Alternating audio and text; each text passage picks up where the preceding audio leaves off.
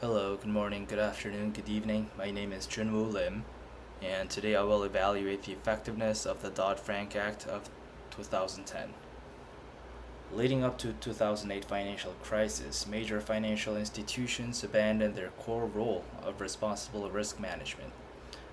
Driven by what Soap describes as the pressure for short-term profit, they shifted from a stakeholder model, one that considers the broader impact on society, to a shareholder first mindset that ignored massive negative externalities.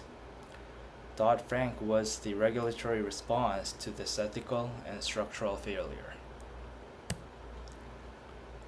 The primary purpose of Dodd Frank was to restore financial stability and end too big to fail. It pursued this through two key mechanisms: the Volcker Rule, which separated commercial banking from speculative proprietary trading, and the creation of the Consumer Financial Protection Bureau, or CFPB, to safeguard vulnerable customers.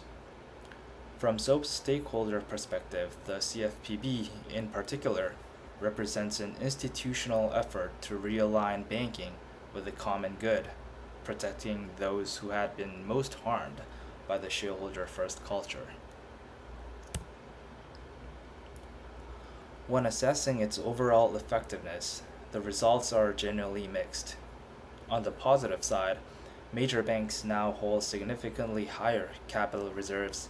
Tier 1 capital ratios among large US banks rose from roughly 5 to 6% in 2009 to over 12% by 2023. The CFPB has also returned more than $21 billion to defrauded consumers since its inception. However, the core goal of ending too big to fail remains questionable. Institutions like JP Morgan and Bank of America have only grown larger since 2010,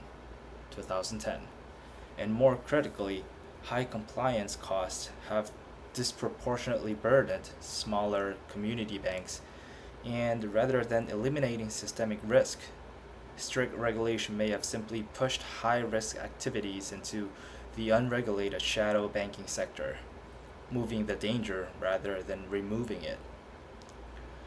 In conclusion, applying SOAP's normative framework, Dodd-Frank demonstrated that external regulation is necessary but not sufficient on its own. Legal boundaries can constrain behavior, but they cannot substitute for a genuine internal ethical culture. For long-term financial sustainability, the industry must move beyond mere compliance toward a real sense of responsibility to society as a whole. This is a reference, and thank you so much for listening.